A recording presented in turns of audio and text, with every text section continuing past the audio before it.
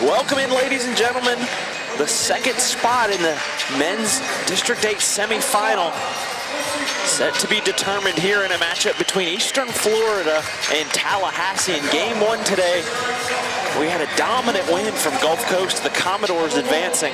They'll face the winner of this one.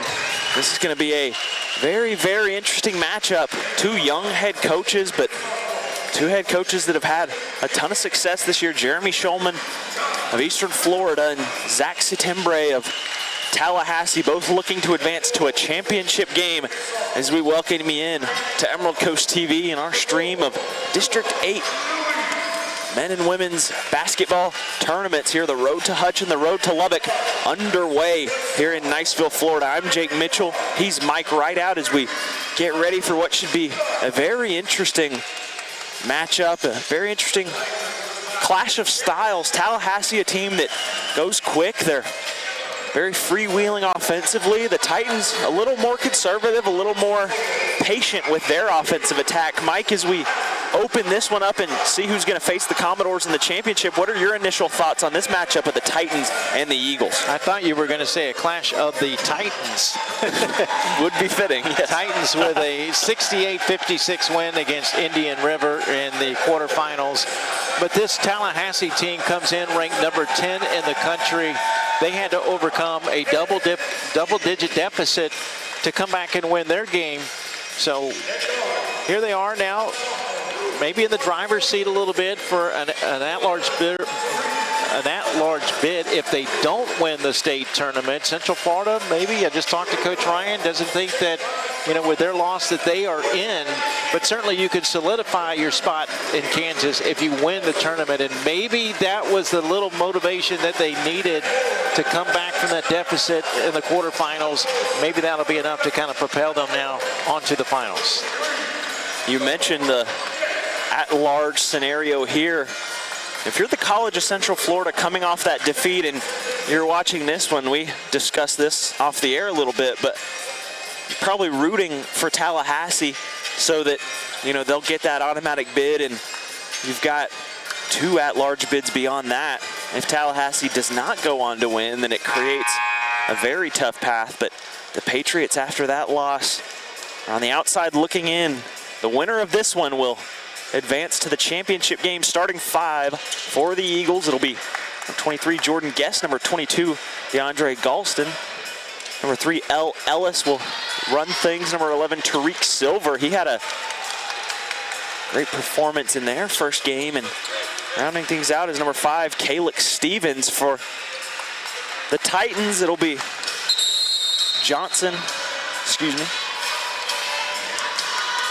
For the Titans, it'll be Osifo, Jonathan Ned, Johnny Bernard, Lewis, and rounding things out is the Georgia commit, Michael Starks. He's number 23, the point guard who guards L. Ellis as we're underway now.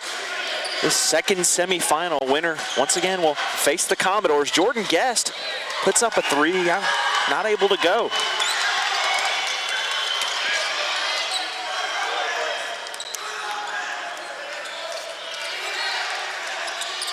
Osifo passes over to Starks. Starks inside to Lewis.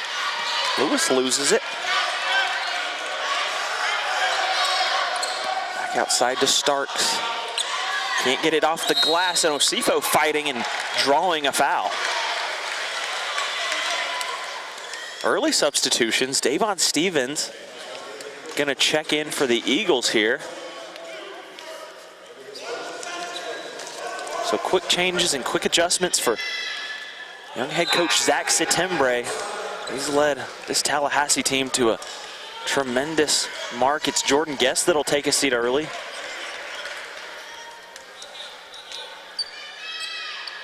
Osifo, first point of this basketball game.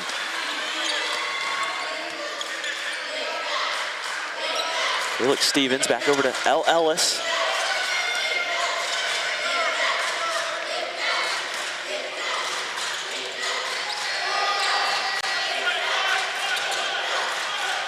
Just to follow up a little bit on the head coach for Tallahassee Community College, September in his first season as the head coach, the Panhandle Conference Coach of the Year. He joins only Chris Jans, the former Chipola head coach, who is the current New Mexico State head coach, Steve Forbes, who was the former Northwest Florida State College coach and current head coach at East Tennessee State, and Chris Jans, the former Chipola head coach, a current associate head coach at LSU, is the only coaches to win the Panhandle Conference Coach of the Year in their first season as a head coach. No good there. Yeah, those are a couple of good names to be in company with, and certainly big things to come for Zach Settembre. He's off to a great start as a coach, and the Eagles are off to a good start there. It's Al Ellis.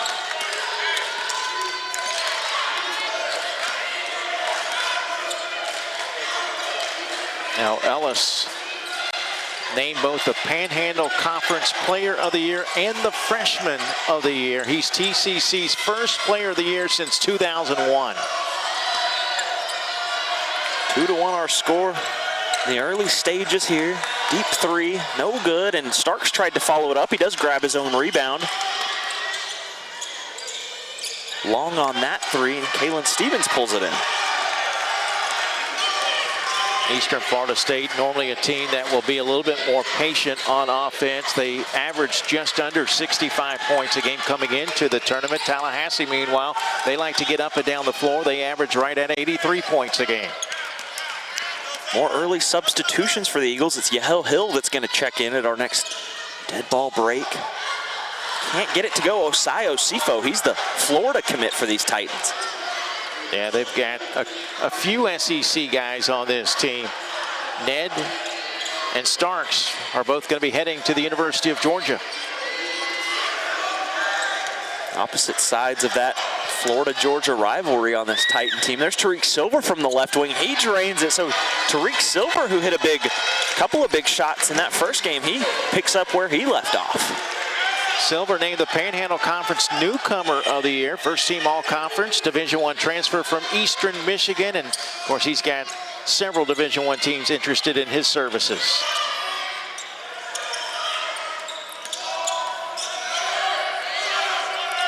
Eight on the shot clock as Osifo puts that one up. It's brought in by Lewis. Lewis goes to the ground. This Eastern Florida State team finished the regular season 20-10. They tied for a share of the regular season Mid-Florida Conference championship with Central Florida, who just lost in the previous game. Won the conference tournament championship over Santa Fe College to get a bid to the state tournament. And this is their 9th straight 20-win season, 8th straight year winning at least a share of the conference championship. Been another good year for the Titans. Stolen away. Now Ellis has a wide open floor in front of him, and he tried to slam it home and hit the front of the rim. And that's a situation where you just have to lay it in. It's 2 points that were just left on the floor for the Eagles after that possession. How long before you think the jacket comes off for Settembre? We're certainly headed in that direction. How about the three from Calvin Polina, the 6'8" sophomore out of the Netherlands? Well, there it is, right on cue, Settembre. The jacket comes off, and he didn't like some of the things he saw early, so he made a substitution, and then it was the L. Ellis attempt at a dunk that hit the front of the rim that seemed to be the initial trigger. Zach Settembre, one of the more animated coaches that we see, maybe the most of this group that we've got this weekend. There's a really solid coach himself, and Jeremy Shulman, and this Titan team had an impressive win over Indian River on day one, and maybe that was the game that flew under the radar just based on it was the one game that was won by a big margin. Eastern Florida was solid winners in that opening matchup. Tallahassee, meanwhile, played a thriller. They went on a key 23-point run in the second half that gave them the victory. Had an overtime victory, or overtime game on that first day as well, and we had the #1 team get beat. So Eastern Florida, as I said, has flown under the radar a bit, but they've got a chance to make headlines here and get into the championship game. Tarik Silver comes up short.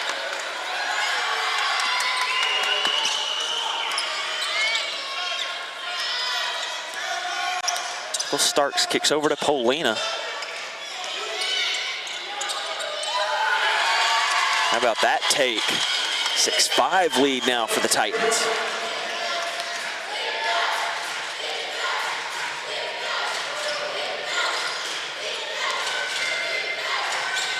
Felix Stevens blocked by Ned. And Stark's gonna push it up the floor.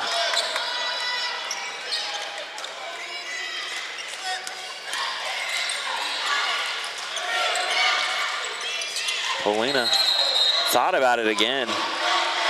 Whistle there, the travel call on Jonathan Ned. And you talk about Polina, man, what a luxury it is when you've got a 6'8", 265 player that can step outside and hit the three. It's just the way basketball is played in 2020, and that's just such a luxury if you're Jeremy Shulman. He is a transfer from Division I Binghamton University. He had to sit out his first semester. Second team All Mid-Florida Conference selection. He hails from the Netherlands.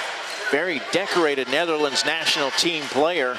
Won a silver medal in the Youth Olympics 3-on-3 and a gold medal in the three-point shooting at the Youth Olympics. And Polina is a very dynamic player. There's Jordan Guest just fighting inside and getting that basket. First points of the game off the bench for Jordan Guest. Guest, a second team all-conference selection, also a Division I transfer. Transferred from Boston University. Has offers from the College of Charleston, Indiana State, FIU, among others. Osifo at the top of the key. Tight ball game in the early goings. Osifo splits the defenders, but Jordan Guest disrupts the basket, or the attempt at the basket. One thing about this Tallahassee team, when September came in, he had to bring in an entirely new team, 15 new players. They did not return one player from last year's roster. That's amazing, isn't it? It really is just a wild statistic, and it makes what they've done this year that more impressive. Now, of the 12 players on the current roster, there are 5 Division I transfers. That helps a lot. Absolutely. So a stoppage here in the early goings. Again, a 1-point lead for the Eagles. Just barely underway in this one. Welcome you into Raider Arena. Here for Emerald Coast TV, I'm Jake Mitchell. He's Mike Rideout. We welcome you into game 2 of 4 today. This is our second of 2 semifinal games for the men. Winner of this one will go on to play the Gulf Coast Commodores, who won in dominant fashion in our opening contest. We've got 2 women's semifinals this afternoon. Northwest Florida State College will wrap up the day. That'll be an 8 p.m. tip. And again, we'll have nationally ranked teams on the women's side as well. You've got number 5, Northwest Florida State. You mentioned playing in the nightcap against the College of Central Florida. Number 6, Gulf Coast, which is the defending national champions, taking on Miami-Dade. We'll have a new champion, though, on the men's side, as Northwest Florida State, 2-time defending champions. They've won 4 of the last 5. They did not make it to the state tournament. So the question will it be Tallahassee, Eastern Florida State, or Gulf Coast? That's your final 3 here on the men's side. The championship game for the men at 5 o'clock on Saturday. The women's game at 7:30 on Saturday night. There's a look at some of the victorious Commodores. They just won in dominant fashion in our first game. Now scouting out who will be their opponent. If it's Tallahassee, it's a familiar Panhandle Conference foe for the Commodores. Could be a regional affair in championship game. Eastern Florida, though, wants to make sure that doesn't happen.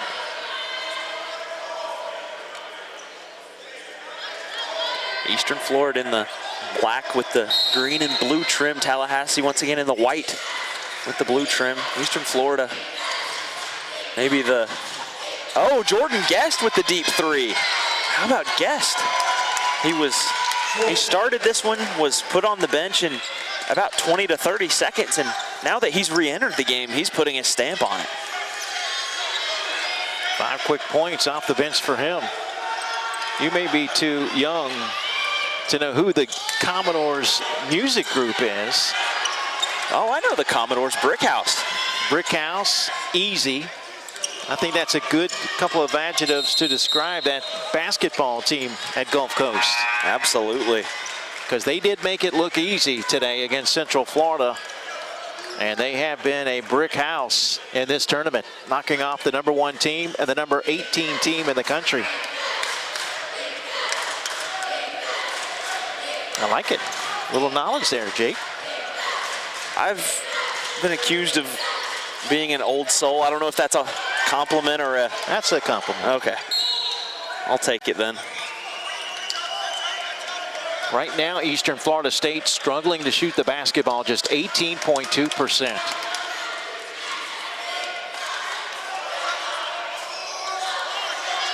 Maybe it's this game that is got the brick house with the low shooting percentages early on. Right. Boyer working, kicks over. That's Dugazon. Polina from the corner. He's long. Brought in by Davon Stevens.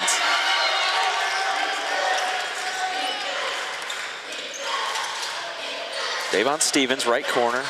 Drives back outside to Hill. Now in the corner. That's Hester, but he regathers.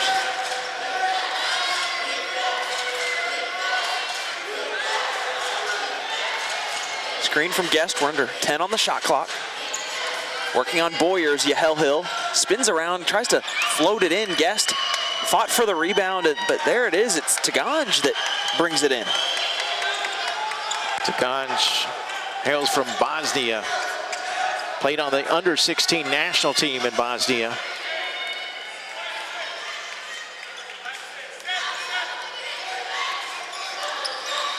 Dugazon is working on Hill. 10 on the shot clock. Stolen away by Davon Stevens. Pressing, but with the number disadvantage, the Eagles pull out and they'll set up their half-court offense. Stevens, a Division I transfer from Eastern Michigan. Offers from Coastal Carolina, Lamar, Central Connecticut State. 10 once again on the shot clock. This game off to a much quicker start than our first game. We had an opening contest today that was, I believe it was 2 hours and 20 minutes. Yeah, one of our, well, not one of, that was the longest game we've had this weekend so far. This one off to a much quicker pace. As I noted, there are 9-inning baseball games that are shorter. But we had 3 technical fouls.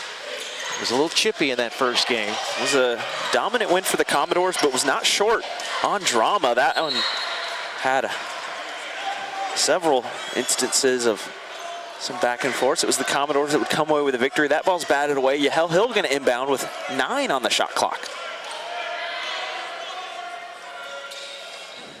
Tough shooting start for Eastern Florida, but they trail by just 4. Guest. Bang! Jordan Guest. How about Guest with 8 points off the bench? He shoots a 3 well for a 6'9" kid. Very skilled. Dugazon. Osifo in the corner. To Dugazon, driving on Hill, taking all the way, can't get it to go, and it's Yahel Hill that brings in the rebound. Guest only had 3 points on Wednesday. Yahel Hill pulls up from deep. That one wide right. They call a foul. Zach Setembre does not like that shot selection whatsoever. He's the loudest voice in this arena by far. We were talking yesterday off the air about how he's got the volume for the big stage. He's got the volume ready for those big arenas, and big things are to come for him. But right now the focus on this Tallahassee Eagle matchup with Eastern Florida. Dugazon working on Hill, inside to Osifo now. Osifo bumps Guest. Jordan Guest taking the foul. He's fired up. First foul on Osifo, who has signed with the University of Florida. He's a guy that coming out of high school had a partial Division II offer, but he turned himself into an SEC player. He had numerous high major offers before signing with the Gators. Common storyline we've talked about this weekend is players that take advantage of their opportunity. Yeah, continue to get better, work hard. Hard work does pay off.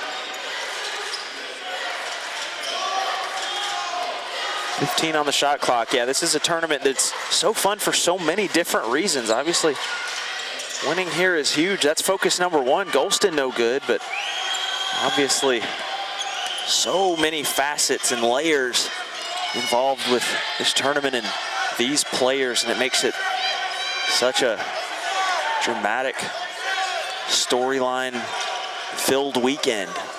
Dugazan kicks to Starks.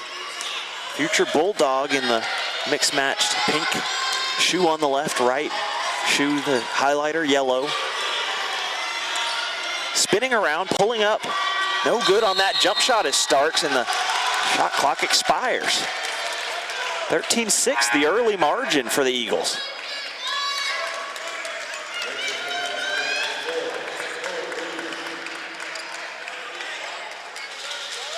Starks, another guy that had no offers coming out of high school, went to Eastern Florida State, developed, and then ended up with numerous Division I offers before signing with the University of Georgia. Ellis at the half-court circle, surveying, gives to Calix Stevens. Now it's DeAndre Golston. Basketball, he's the player out of Gary, Indiana. Basketball country. There's the three from Guest that's no good. Golston brings it in. Now Calix Stevens gives over to L. Ellis. Back to Golston. 14 on the shot clock. Still a lot of time to work with. Golston can't get it to roll in, but gathers the rebound, eventually kicks over. Now it's Calix Stevens that's going to take a wide open three, but that one long. Multiple looks at it, just not able to get it to go down. Tallahassee, though, still out in front here early. Ryan Dugazan outside to Starks. Starks splits. Ellison Stevens kicks to Taganj for three. First points of the game for the freshman, Taganj. Amar Taganj has been a timely scorer and a productive defender for this Titan team. It was a solid team effort that defeated Indian River, and he was a big part of it. No good. Brought in by Ned.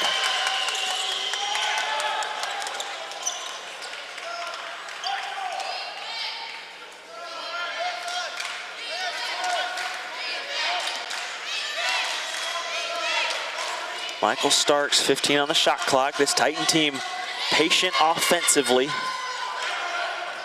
Very calculated, but 5 turnovers early, so that has been the difference in this one. Michael Starks. And that was the first turnover for Tallahassee.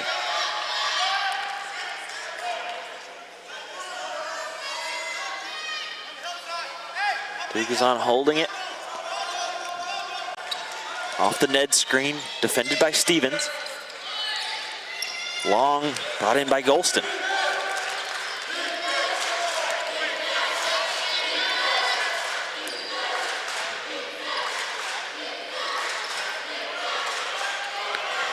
Brisk pace in this one relative to our first one. 6 minutes. Now just a 13-9 score. Golston from the corner. Looks like he stepped out though, so DeAndre Golston stepping out and returning the ball to the Titans. And again, a quick pace in this one. It's been a brisk one, only 5 fouls called combined, and could not be more different the first 2 contests that we've had. Yeah, no, low scoring game because both teams are struggling shooting the basketball. Just 17.6% for Eastern Florida State, 29.4% for Tallahassee, which just turned it over for a second time. You know, for Eastern Florida State, Still kind of waiting to see if Bernard can get going a little bit. He had 18 points in the quarterfinals, but so far only 2 for him. There were 4 players in double figures for Tallahassee Community College in their win on Wednesday, led by Ellis with 16, but Ellis so far with only 2 here in the early going. So, yeah, slow start for both these teams. Struggling, just 3 of 17 out of the Titans from the field. 5 of 17 are the Eagles of Tallahassee, and not a ton of separation in this one. A 6-point advantage in bench points, but a 5-point advantage in points off turnovers for the Eagles. Also behind the arc, Eastern Florida State just 2 of 8, 25%. Tallahassee is 3 for 10, 30%. So yeah, a little bit different than the game that we had prior, as Florida Gulf Coast, or excuse me, Gulf Coast State College got off to a good start with 40 first half points, on their way to 105 points and eliminating the number 18 team in the country, which, again, talking with Tim Ryan, he believes that loss has eliminated them. As many as 3 teams can get a bid from this region, 2 at-large teams. You know, one of the at-large bids is going to go to Florida Southwestern State College. He felt like the other one would go to Tallahassee, but what if Tallahassee wins it? You know, Gulf Coast can take away a bid with a win, but what if Tallahassee wins it? Could that sneak them back in? That is the result I think those Patriots want. Oh, that one sat on the rim for a while before finally dropping in, and we're back to a 2-point ball game. Nick Howes with a bucket for Eastern Florida State. Second team All-Florida Mid-Conference selection. Local kid from Melbourne, went to Melbourne Central Catholic. No offers coming out of high school. Redshirted last year and a stud for him this year. Guessed missed from 3 there, but Ellis not able to get it to go either. Ellis brings in the board. I wonder how much Jeremy Schulman has to do with this outstanding player development for this team. He started at the top, so we'll give him all the credit. I know he would like to thank his assistants as well. There's a look at Titan head coach Jeremy Schulman. Schulman's teams this year have beaten Snow College at Snow. They beat top 25 Georgia Highlands, top 10 Salt Lake. This game has a very chess match feeling, I'll say, in the early goings. You know, 2 great young coaches, both a lot of substitutions early, as we've seen each of them try to match up with the strategy of the other team. Draining that shot to beat the buzzer is Jonathan Ned, and you know, just 13 all with over 4 minutes remaining. I've got a feeling in this one it's going to be a game that really blows up in the second half as things start to play out. A chess match early on, though. That's the first basket of the game for the Georgia signee, an uber skilled 6'9" guard /4 that oozes potential. Started 18 games this year, averaged 9.8 points per game, 5.7 boards. Michael Starks, patient as always. Looks like Eagles set to bring in 2 more substitutions. It'll be Calix Stevens and Eric Hester. It'll come into this one, a whistle. It'll be Davon Stevens. That'll be his first, team third. Georgia commit Michael Starks will inbound the basketball from right in front of our broadcast position.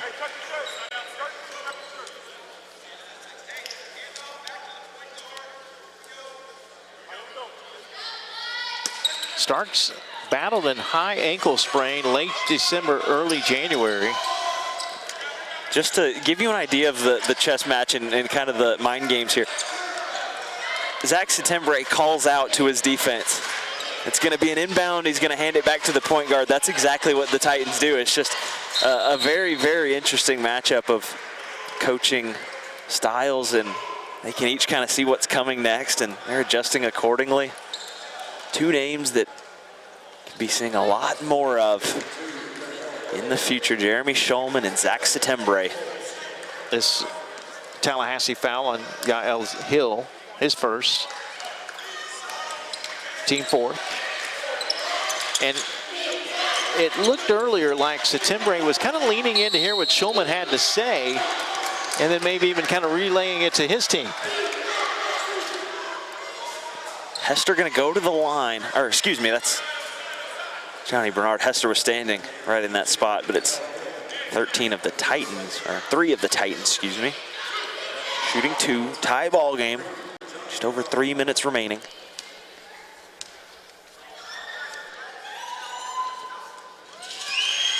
Reminder to keep it tuned here to Emerald Coast TV all day long. We've got 2 women's semifinal games coming up next.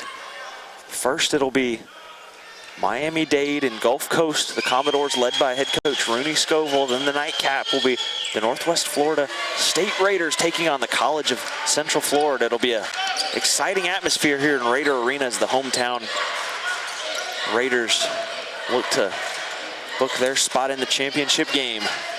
Those 2 free throws give Bernard 4 points. Second team all Mid-Florida Conference selection. He's a guy that will sign late after the season. A lot of low major to mid-major Division I interest.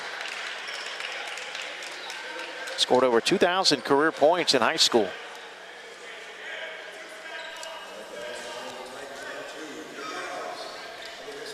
This will be on Alvis's first.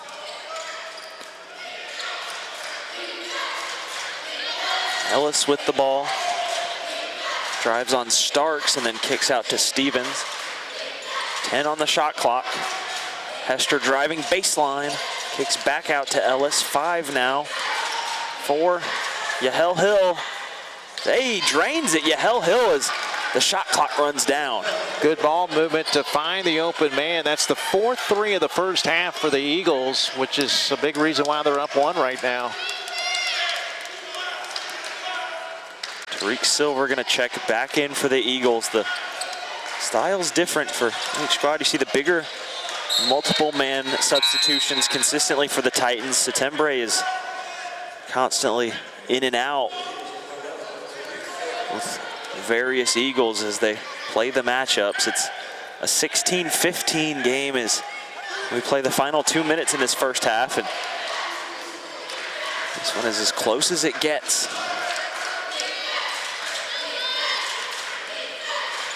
Surprisingly, this is the first meeting between the 2 teams this season. 12 on the shot clock. The Titan defense forcing the Eagles to be very patient. There's Stevens, though. Brushes off the defender with a fake, but can't hit the open 3.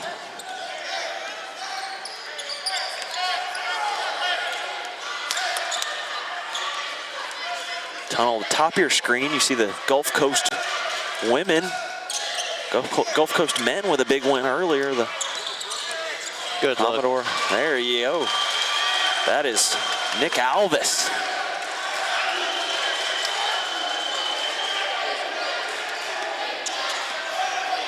Four points for Alvis.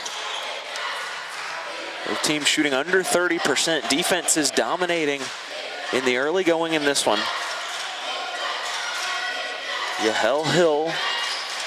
Now Stevens, he'll take the shot over Starks. He's wide right, brought in by Stevens, by Calix Stevens. 2 Stevens surnames on this Eagle squad. Davon number 1, Calix number 5. There's Eric Hester, he's short, and it's brought in by Osifo. Only 4 foul shots taken in this first half. That's indicative of how this period of play has gone. Only about 2.5 seconds differential between the shot clock and the game clock now. But, you know, they're getting them to play their style.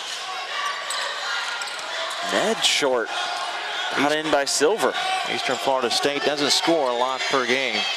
This is their pace. How about Silver? He grabs the board, he dribbles all the way up and drains a 3 to give Tallahassee the 19-17 lead as we head into halftime. A quick first half of action, and both teams under 20 points, but it's been a chess match. It's been a defensive game, and if you're the Titans, I think you like the pace here early on. So as we get ready for our halftime break, we Welcome you back into Raider Arena. I'm Jake Mitchell. He's Mike Rideout. And Mike, impressions on a first half before we take our break? Well, as I noted, Eastern Florida State is getting them to play their style of basketball. They like to slow it down. It favors them, the pace right now of the game. But for Tallahassee, I don't know that they'll be able to keep this up. They had a total of 7 field goals in the first half. 5 of those were from behind the arc. 19-17, a 2-point lead for the Eagles as we head to the break. I'm Jake Mitchell. He's Mike Rideout. We'll rejoin you for the second half of action, and we'll see who the second half of that championship game is going to be here shortly.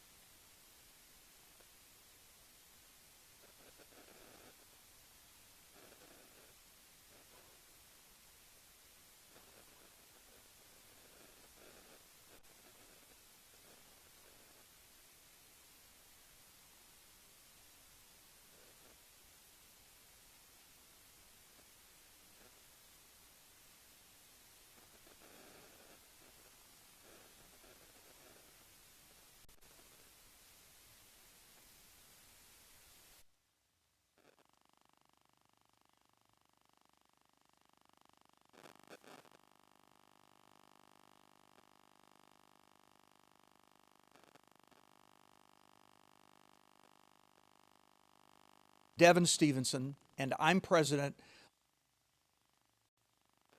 We're proud to host the 2020 Men's and Women's NJCAA District 8 State Basketball Championships.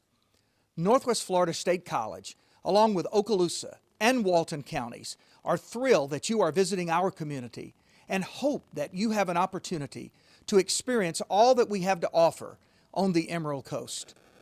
The student athletes participating in these championships exemplify the spirit of sportsmanship and commitment to excellence. We applaud their dedication and determination on the court and in the classroom. Enjoy the games and our beautiful Emerald Coast.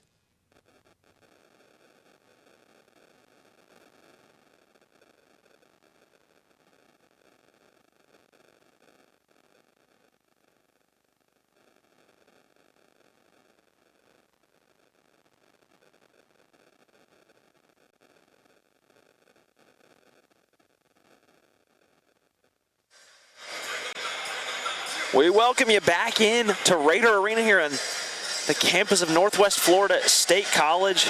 Emerald Coast TV's broadcast of District 8 Men and Women's State Tournament. That's a look at one of the teams advancing, Miami-Dade, and they'll be playing later this evening. 2 women's semifinals, but the matter at hand now, Tallahassee and Eastern Florida, 19-17 the score. I'm Jake Mitchell, he's Mike Rideout as we welcome you back in for the second half. And Mike, we talked a lot in that first half about how this is a chess match and about how kind of these coaches, so much of their strategies mirror each other. You've got more on that. Well, both these coaches, you can kind of call it the Mark White Bowl, because Zach Settembre, the head coach for Tallahassee Community College, took over last year mid-season for head coach Mark White as the interim coach, and then was later named the head coach in late March.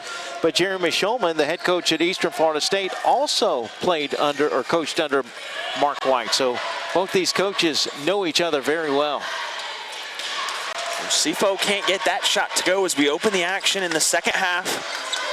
Here's something that kind of jumps out, excuse me, Jake, from the first half. Again, I mentioned that Eastern Florida State got to play their style of basketball in the first half. Tallahassee with good ball movement here, but looks like he stepped out of bounds. The question for Tallahassee is, do they try to speed the game up? In their game against State College of Florida in the quarterfinals, they took 66 shots in the first half, only 26 shots against Eastern Florida State, which does a good job of slowing things down, being patient on offense. Neither team really shot the ball that well, just 26.9% for Tallahassee, 27.3% for Eastern Florida State College.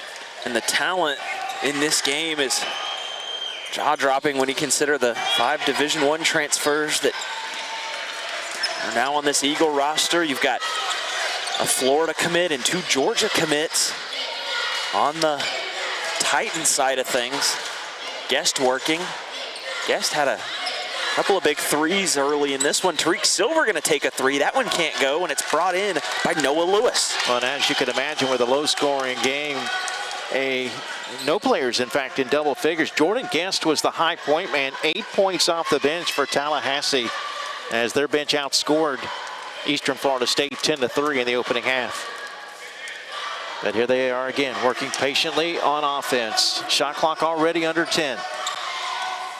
Starks kicks to Ned, 3 now on the clock.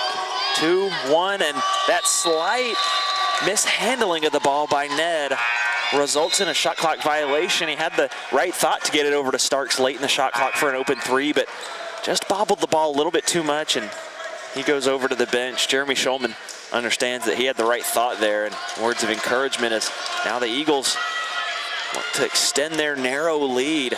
Even 2 points feels like so much in a low-scoring affair like this one. And here, not even 2 minutes into the second half, 3 of the 5 starters are off the floor for the Titans as Osifo, Ned, and Lewis check out.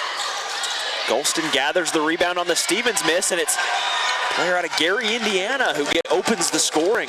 He was a second-team All-Conference Division I transfer from Kent State, offers from Stony Brook, McNeese State, Portland, and Detroit Mercy, among others.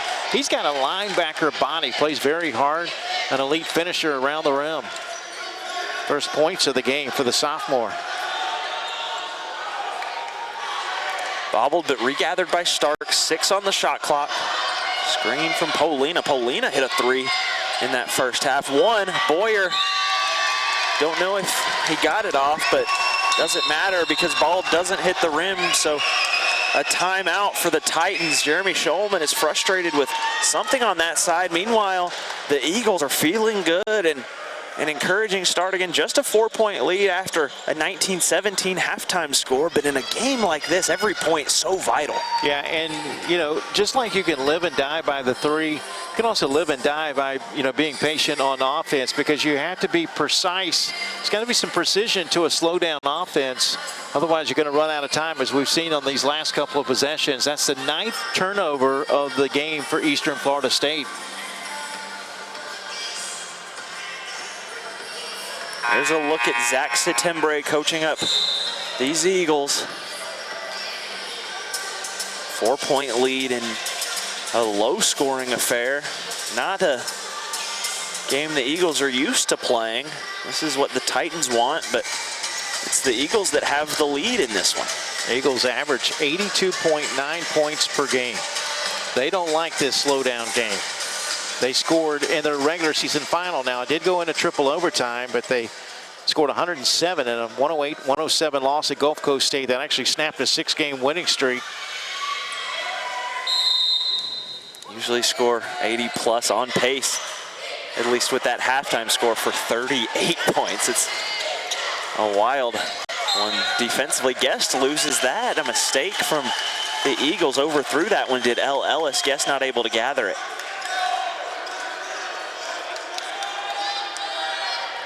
Zach Setembre shouting out to L, "You're the best player on the floor, let's go." Doesn't mince word, does Zach Setembre. Kick over.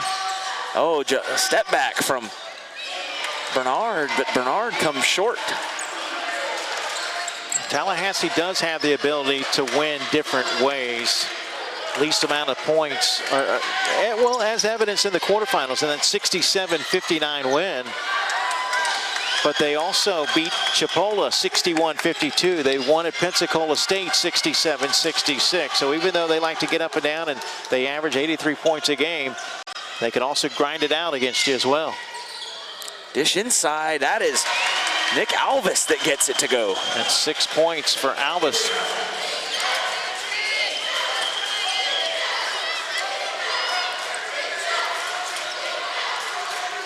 First basket of the second half for Eastern Florida State.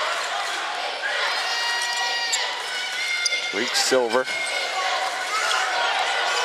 Screen from Guest, kick over to Ellis. He's got room and not able to get it to go, and Boyer brings in that rebound, so continues to be a tough shooting game for both of these squads. Yeah, Ellis with only 2 points today. He's got offers from Ole Miss, Texas A&M, Nebraska, some of the big boys. Still one more year for him. Excuse me, both teams shooting 25%. There is Brian Dugazon. That's the kind of play that'll get you going. And one opportunity. Dugazon, the freshman out of Lauderdale Lakes, Florida.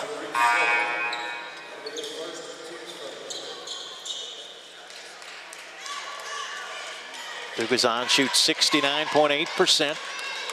Averages 9.5 points per game. That was his first 2, though.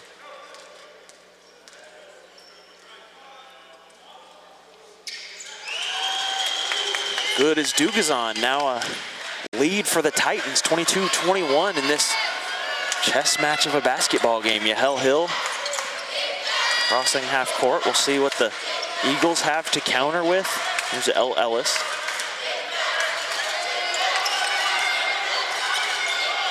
On the shot clock. Hands to Ellis. Yahel Hill on the wing. Silver. Back to Guest. Guest will pull up. Jordan Guest just rims out. It was a good shot late in the shot clock, but not able to get it to go down. Defense. Coach Setembre yelling out, keep guarding, keep guarding. 10 on the shot clock. The patient Titans plus a couple of defenses playing at their best has resulted in a low-scoring affair. There's Dugazon once again. So Brian Dugazon trying to be the spark for this Titan squad. And that's the thing about patient offenses. You have to keep guarding because they can lull you to sleep.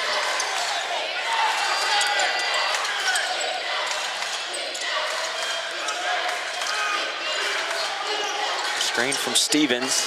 Now kick over to him. Tried to go inside to Guest. It was tipped away by Alvis. Alvis tried to save it. It was gathered by Guest, and L. Ellis is fouled as he goes to the basket. That foul occurred all the way back around the free throw line, and no continuation there.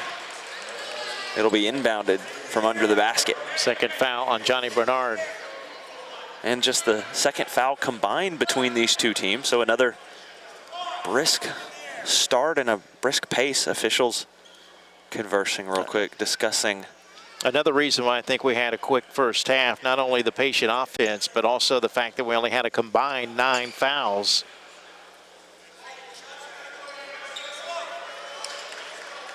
Let's see, we had, how about a total of 4 free throws in the first half?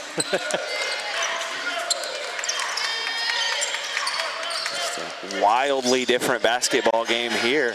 This one a tight affair though. Tarik Silver brings it level.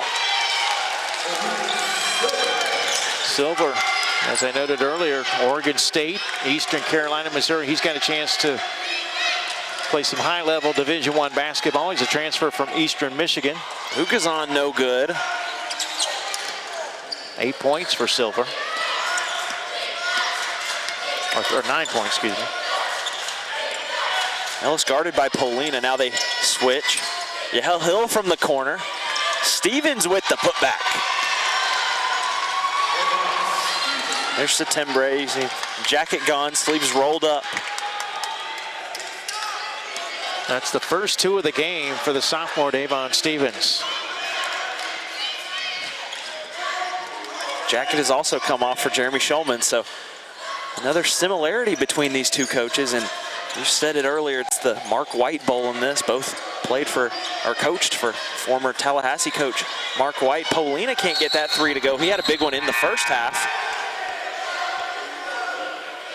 Tarik Stevens gonna check in for the Eagles, and we'll have a stoppage here. So 12:55 remaining in the second half as we get a chance to exhale and reset things for you. Jake Mitchell, Mike Wright out here for Emerald Coast TV. Want to remind you, you can find Emerald Coast TV everywhere on social media, the Facebook page, the Twitter. Just give a search in that search bar to Emerald Coast TV, the YouTube, as well as the Facebook page as well. And the stream is accessible there at YouTube and Facebook. So a lot of ways to watch this, a lot of ways to follow this Region 8 Hoops tournament. And now feels like we just got started, in third day, second semifinal game for the men, as we get a look at some of the numbers getting rolling here in this second half. And Mike, this game has been far different than really any game we've seen this weekend. It's been a defensive affair, both teams shooting under 30%, and obviously East Florida likes this pace. But what are your takeaways here as we now get ready for this final 13 minutes of the second half, down the stretch in a tight one? Yeah, for Eastern Florida State, I'd like to see them get the ball in the hands of the Florida signee, Osifo. He averages 10.9 a game, no field goals so far. He was 1 of 2 from the free throw line, so only 1 point to this point for Osifo. And over on the other side, Tallahassee has been led this year by L. Ellis. He's averaging almost 15 points a game, but only 2 points, no points in the second half. So this defensive struggle, this slow it down offense, affecting the rhythm for these offensive players.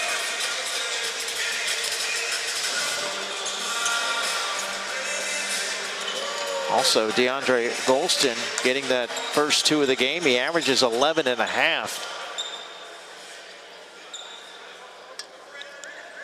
Dugazon, Bernard, Alvis, Boyer, and Polina, the 5 for the Titans. It's Silver, Ellis, Hill, and Davon Stevens, as well as Tarik Stevens, that round out the 5 for the Eagles.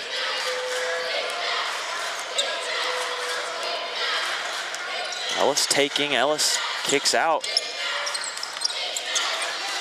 Silver after Bernard ends up on the floor, but Silver can't get it to go.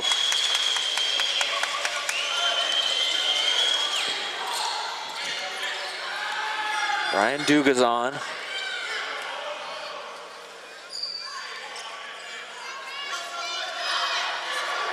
Screen from Polina.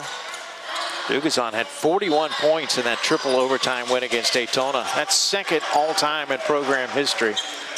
Brody Boyer was no good on that three. We'll see if the Eagles can extend their 2-point lead. Calix Stevens hands over to Davon now, and it's Yahel Hill with the ball, guarded by Brody Boyer. Ellis thought about pulling up from deep. Hill will do it instead, and Yahel Hill makes it a 5-point game. D2 transfer from West Liberty. He is signed with Cleveland State. Excellent shooter with range.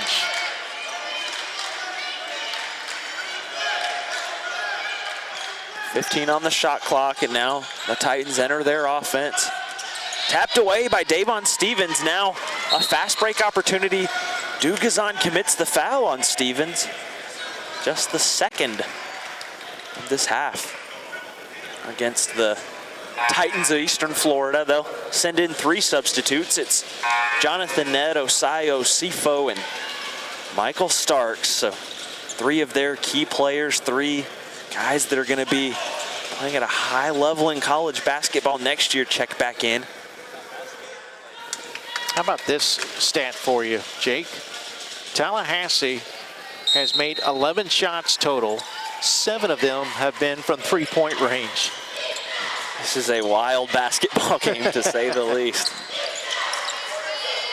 Not what you expect from a Tallahassee game, but they've adapted here. There's Davon Stevens, 32-24. So in this low-scoring game, as I said, they've adapted well to the different pace, the different style. They're used to scoring 80-plus points a game, just 32 with 11:01 left. But what's important, it's the fact that they've got an 8-point lead. So as we welcome you into our broadcast position, we remind you that for all things regarding this tournament, men and women, follow Region 8 Hoops on Twitter at Region 8 Hoops. That's the Roman numeral, so VIII. Mike, big stretch there for the Eagles, and 8 points in a game like this feels huge. It does, and Stevens averages 4.8 a game. He's got 5, so he gets in on the action with a 3, and there you go. 12 shots made, 8 threes.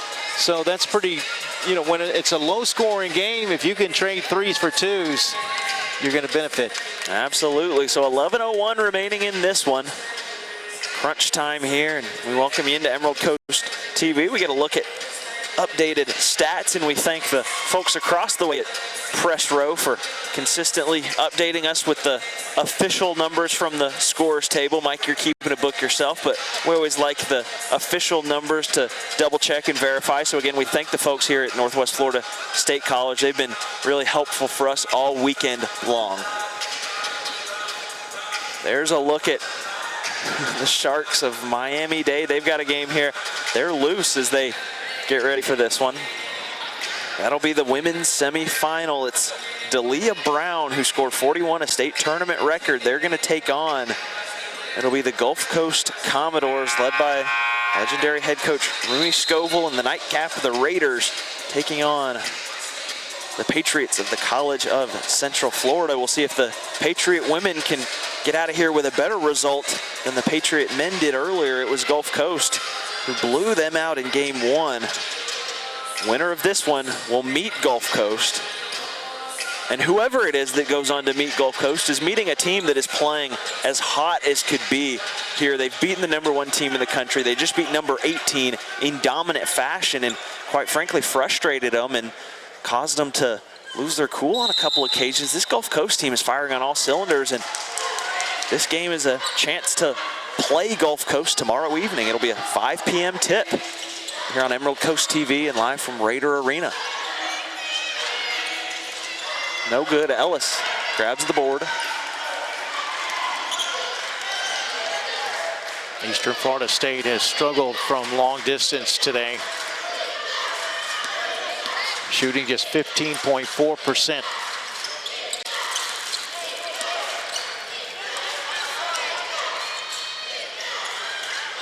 Stevens in the corner, Hill now on the wing. Hill takes all the way. Hill, wow, it was deflected in the middle of the air. He regathered it and was able to roll it in. That was an impressive basket from Yahel Hill. So Hill and Stevens with some big baskets in the second half. 5 points apiece for them in the second frame to extend this lead to 10. Excuse me, Johnny Bernard working. Rebound from Calix Stevens, batted. Oh, looked like it may have been batted away by Jonathan Ned, but last touch from the Eagles. It'll remain Titan basketball. Nick Alvis set to check in. He'll take, looks like Johnny Bernard's spot for the Titans.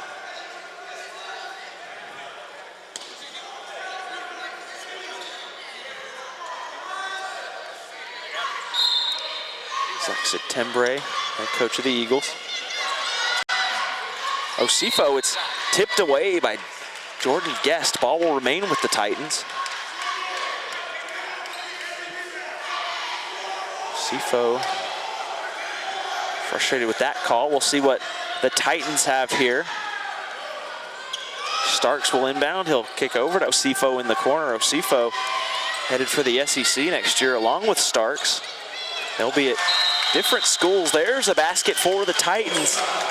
Still an 8-point basketball game, but Osai Osifo, the aforementioned Florida commit, with a big basket there to bring this one back within 8. Averaging 11 points a game. That's his first field goal. He's got 3 now. 7 double-doubles this year, including a 19-point, 14-rebound game in triple overtime against Daytona, as well as a 17-point, 3-rebound, 7-point win against Daytona on sophomore day. He's from McKinney, Texas.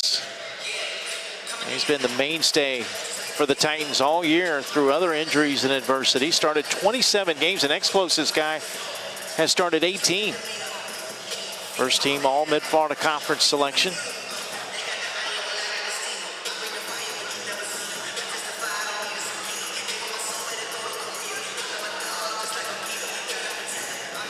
Reminder, winner of this one tomorrow night, 5 p.m. tip here from Raider Arena. You get some looks here at the highlights. That was a big Davon Stevens 3 that really, it was the Davon Stevens 3, I would argue, that has put this one at a commanding lead for Tallahassee. Obviously not anywhere near over, but since that Davon Stevens 3, it's felt like Zach Settembre's team has been in control. Yeah, and it's a little, obviously a little tougher when you're down, 8-10 points and you play that deliberate offensive stuff. Now, not to say that with 9:49 you still got time to come back, but you play with limited possessions when you play that slow down type game. So right now it does favor Tallahassee. And again, they've been able to knock down the shot from behind the arc. No threes in the second half for Eastern Florida State, only a couple in the first half. The Titans have really struggled from behind the arc, shooting just 15.4%. Regarding what you said about the pace of play and how it hurts the Titans, also if you're Tallahassee, you're a quick pace team, keeping leads can often be a dicey situation when you play so many possessions, or at least try to. So the battle of styles continuing to be a big storyline in this one. Right now it's Tallahassee who, despite it being a more Titan-esque game, they've got the lead. They're being patient as well. Just 6 on the shot clock when Hill lets it go, and it rolls around and in. It just seems like every time Tallahassee makes a shot, it comes from deep. Second 3 of the second half, the third of the game for Hill. He's got 11. Could we be headed for an all-Panhandle Conference state final? That's Alves that went all the way. No whistle, he fell hard. Ellis looking to counter. Can they extend the lead? Yes, they can. DeAndre Golston. That's 4 points, all in the second half for Golston. It's been a tough go at it offensively for the Eagles, but they're getting hot at the right time late in this one. Both teams, Eagles have now risen up to 36%. That pass, or that shot blocked by Calix Stevens. It was the Polina attempt. Ellis taking. Ellis can't get it to go. Finally gathered by Elvis. Ellis fell hard, but he's sprinting back. Elvis taking all the way. Elvis goes to the ground, and a foul. 3 substitutions set. Crowd doesn't like that call. Jordan Guest disputing that call. Well, it was originally signaled 5, but now they make the correction. It was 23. Jordan Guest. Does add up to 5. That's true. 8:14 left, 13-point game. Key moments now. If you're Tallahassee and you can extend this run just a little while longer, you can get this to an insurmountable lead for the Titans. But if you're Eastern Florida, the goal is to shut down the momentum for Tallahassee. That's not how you do it. No. 11th turnover for Eastern Florida State.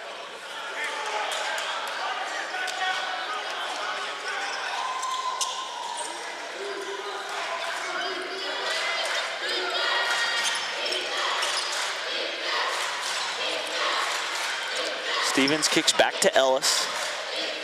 Eagles actually being patient. It's not necessarily their style of basketball, but in a situation where you've got a big lead late, they're going to do their best Eastern Florida impression. In fact, today they're doing it better. Oh, that was just an extra dribble from Tarik Stevens. Probably should have put that one up. Inbound for Johnny Bernard now as the Titans look to eat into the deficit. And here's the problem with turning the ball over and playing a deliberate offense, a slow down offense. Only 4 field goals in the second half for Eastern Florida State. Wow. Just the numbers continue to be just shocking when you look at them. It's been a defensive-oriented basketball game. Both offenses struggling. The Eagles unit has heated up a tad, and it's been just enough to give them a big lead. Davon Stevens, he's going to take all the way, and he's hacked by Johnny Bernard. Just elbow came down on the shoulder of Stevens. Just the third on Bernard. That's something that we haven't seen much of today, are the fouls, which is the reason that this game is getting us back on schedule after that 2-hour and 20-minute game in the first game. First game marked by technicals and some chippiness. Then this one been a very clean basketball game. There's Stevens, and you talk about 2 coaches that coached under former Tallahassee headman Mark White. There's a ton of mutual respect in this matchup. All 7 of Stevens' points have come in the second half. How about this? We're at under 7 minutes, and Tallahassee's yet to take a foul shot in this half.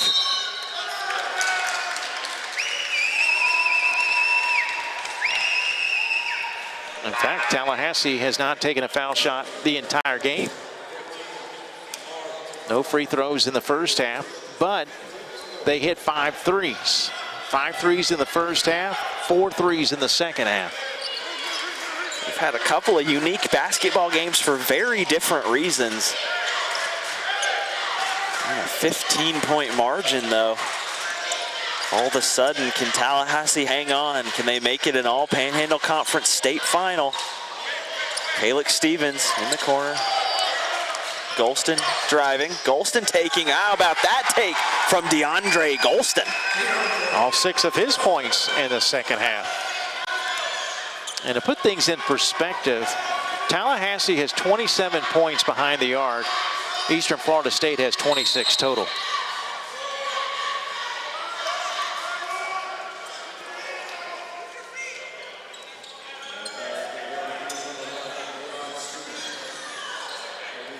This is going to be an interesting final box score to check out when this one's all said and done. Like I said, a unique basketball game with no foul shots from Tallahassee. And there's Polina, who's tipped away again by Davon Stevens. So a couple of possessions in which Davon Stevens has defended Polina well down low. There's also Stevens that hit a big 3. So Davon Stevens putting his mark on this one.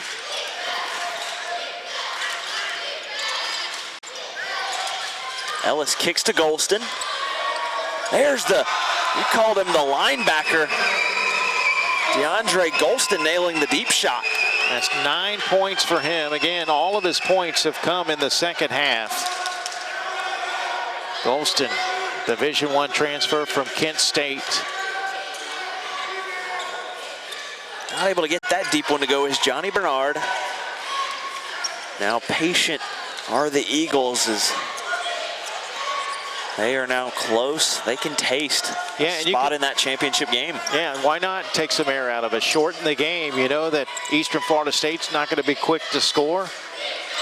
Run some clock here. The Titans getting ready to send in 2 shooters, though. It's Taganj and Brody Boyer that'll check in at our next dead ball. 2 on the shot clock. Stolen away by Dugazon. He's got 3 Eagles around him. And a foul there, so Dugazon going to go to the free throw line.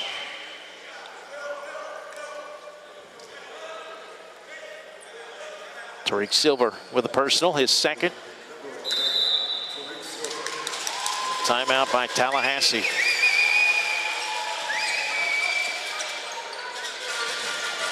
So a game that at halftime was razor thin. It's been dominated by the Eagles in this second half, and we're likely now headed to an all-Panhandle Conference state final. And talk about Gulf Coast, talk about Tallahassee. This one obviously not over, but if that is the matchup that we end up getting, you've got a Tallahassee team that has had a knack for getting hot in games right at the right moment. But Gulf Coast is the hottest team probably that's here this weekend. So, I mean, you talk about a matchup of 2 teams that are just meeting at the perfect moment. I think we're in store for an up and down game too. Gulf Coast had 5 players in double figures today. And this Tallahassee team scores 83 points a game. So, yeah, I think that'll be a great matchup in the final. Today, the Eagles hitting 10 shots behind the arc. So they have outscored Eastern Florida State just from three-point land.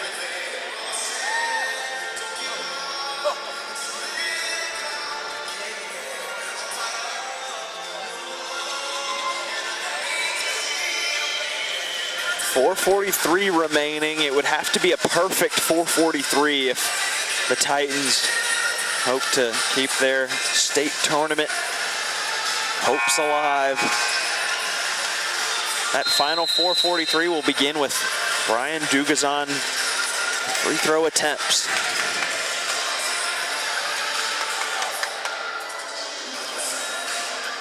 Zach Setembre, there you see he and the Tallahassee huddle drawing up the strategy for how to close this one out.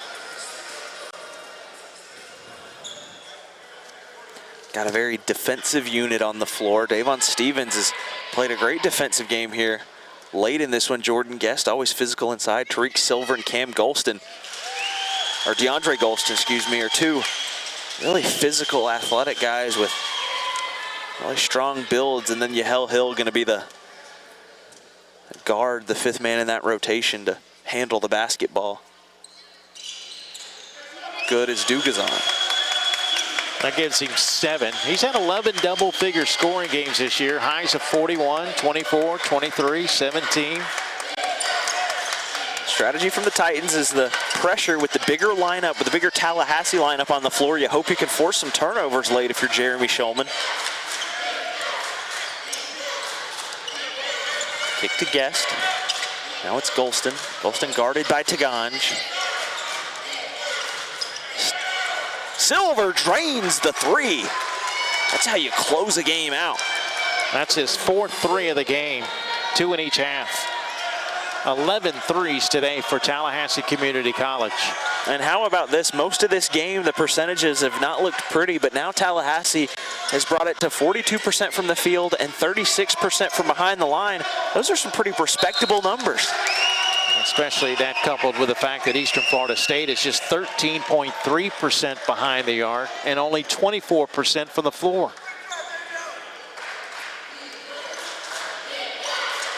Silver back to Hill, under 4 minutes.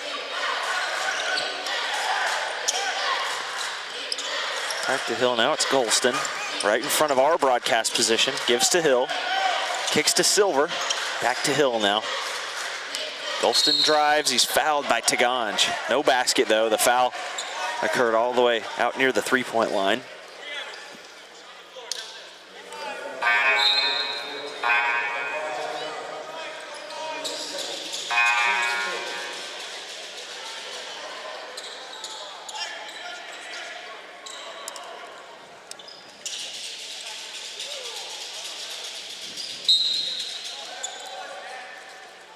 Over the top to Stevens.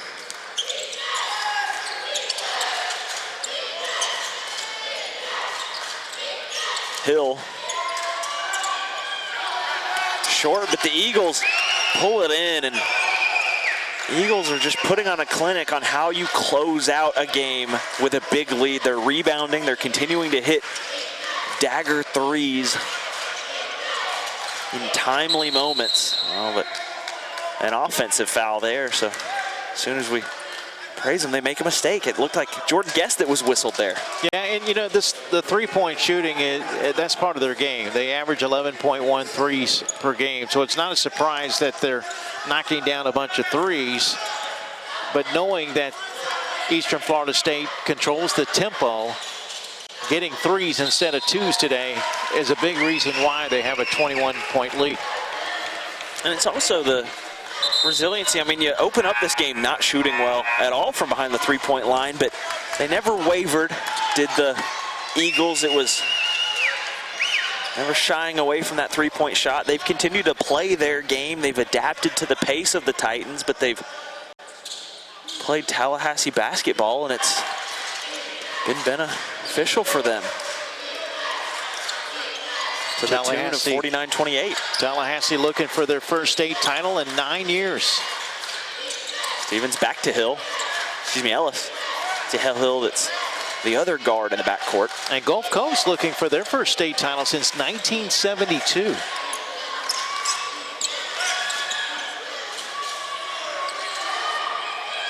That is going to be a fantastic matchup in the final, and two Panhandle Conference teams here at Northwest Florida State College. Chance for an and one there for the Titans, but two Panhandle Conference teams here at Northwest Florida State College. So short trips for supporters of each school should be a raucous environment here. Add on to that, if in the women's semifinals tonight, if the Raiders can pull out a victory, then they'll play in the championship tomorrow night. So you're talking about 3 of 4 teams involved in championships that'll come from the Panhandle Conference.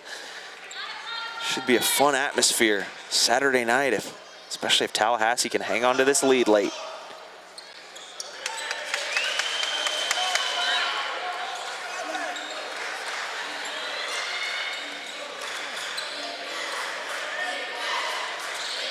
That's the first points of the game for Michael Starks, the Georgia signee. Been a quiet one for him here. Now as we get to just 2:07 remaining with the big margin, are we going to play an entire game where one team doesn't shoot a single foul shot? It's amazing. You know, I got to think back if I've ever witnessed a game where a team hasn't shot just one. This is just a game that is full of anomalies. And Eastern Florida State's only taken 8 free throws. Made 7 of them. Jonathan Ned Long brought in by Guest, and we're under 2 minutes now. Result starting to feel cemented. Not completely dry though, until we hit triple zeros. Ellis with the basketball, he received it. Now gets a pick from Golston. Golston had a big 3 in this one to help stave off any Titan comeback attempts. Kick to Ned. Corner Starks. No good. Brought in by Nick Alves though. He can't get that one to go either.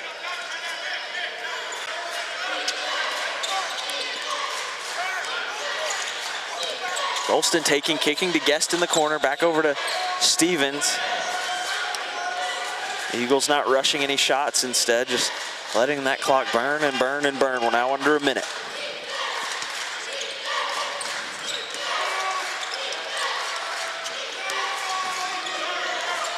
Yeah, Hill from the top of the key.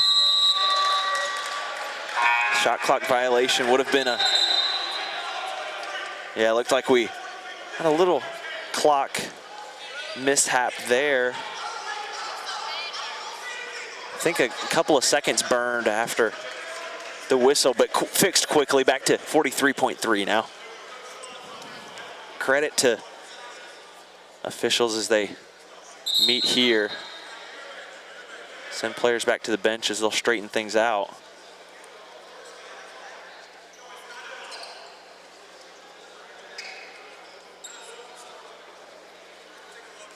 They're going to take a look at the monitor.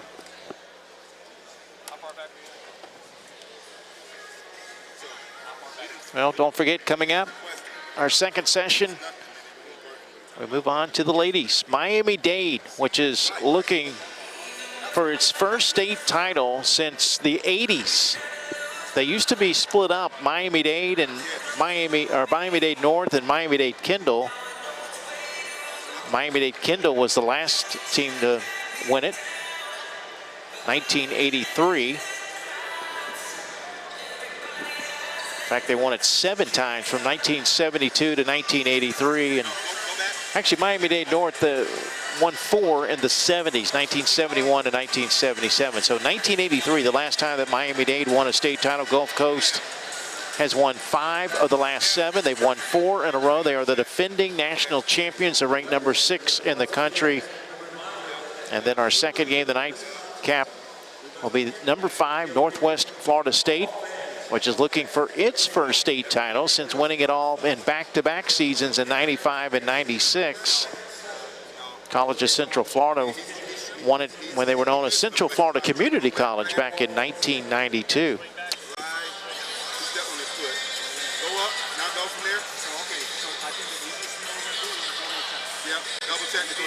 All right, they're going to, sounds like they're going to assess a double technical. 23 and 3 blue.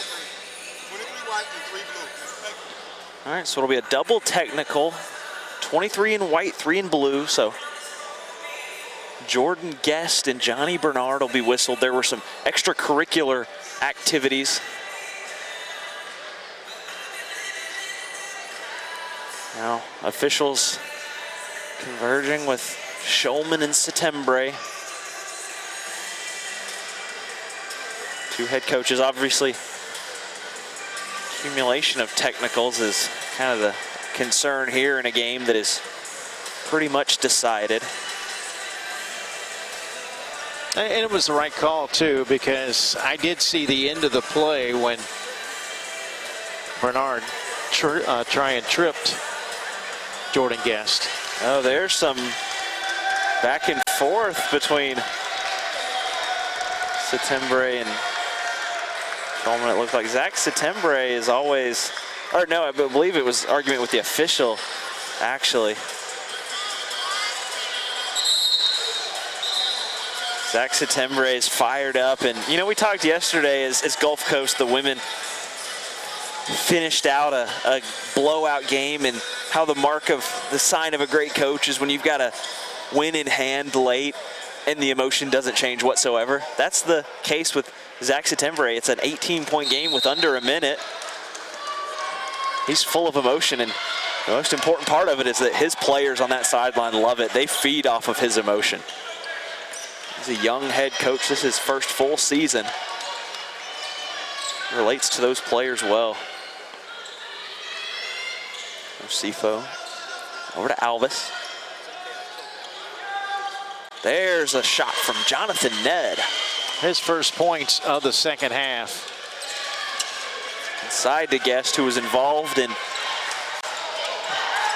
double technical.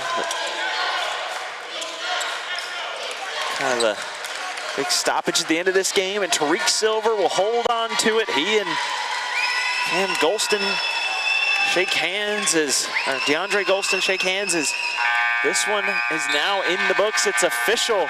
The Tallahassee Eagles gonna go to the championship game for this District 8 tournament tomorrow night. It's gonna be a Panhandle Conference affair against the Gulf Coast Commodores, and that was a game where the Tallahassee Eagles just had to hang around for as long as they needed to, and then when they finally got hot. That was the difference in this one, and facing some adversity against a team that dominated the pace. That was an impressive win, I think, from the Eagles, given a lot of those circumstances. Yeah, because they did play Eastern Florida State style of basketball. But the key in this game, 19 field goals. They didn't get to the line at all. No free throws taken, but 19 field goals made. And of those 19 field goals that they made, 11 of them were hit behind the three-point line. So a big win today for Tallahassee. We'll have a nationally ranked team. Gulf Coast, if they win this state tournament, will have earned it. They've already knocked off the #1 team, Florida Southwestern State College. They knocked off the #18 team in the College of Central Florida. They're going to play the #10 team in the country in Tallahassee. Should be a great final. And again, we'll have a new champion on the men's side this year. Absolutely. As we get a look at some of the final numbers in this one, again, thanks to the crew here at Northwest Florida State College. They've been so helpful all weekend, and they've been great hosts this weekend. It's been such a fun tournament, and the final now set on the men's side. The women's side tonight going to have 2 semifinal games. It'll be the Raiders of Northwest Florida State that are in the nightcap against the College of Central Florida. But coming up here in just over 40 minutes, it's going to be Gulf Coast, led by the legendary Rooney Scoville, and they're going to take on the Miami-Dade Sharks, led by Delia Brown, who broke a state tournament record with 41 points in their quarterfinal game. You get a look at Raider Arena, which is clearing out as now we shift from afternoon session to evening session, and this is Emerald Coast TV, and you see our broadcast position. You can get us on YouTube, on Facebook, as well as the Roku and the Fire TV apps. Just throw Emerald Coast TV in the search bar and should be right there at the top. Mike, final thoughts on that one? Another thing to kind of describe the type of game we just witnessed, Jake. The leading scorer for Eastern Florida State, Brian Dugazan, 7 points. I mean, that was just a wild game in so many facets. And in fact, 0 foul shots. We indeed finished the game with 0 foul shots for 40 minutes. But 11 threes. For Tallahassee. The threes are going to make up for it. So we wrap things up for the afternoon session, the men's semifinals. And for Jake Mitchell, or for Mike Rideout, I'm Jake Mitchell. RJ Murdoch to the left of us. He's the man that keeps us up and keeps us on air. We'll rejoin you again in just over 40 minutes as we get set for 2 women's semifinals games. And we've got the men's championship tomorrow night set up. Gulf Coast and Tallahassee. Now we'll see what the women's side has to offer as well. Back in just a minute. I'm Jake Mitchell. He's Mike Rideout. This is Emerald Coast TV.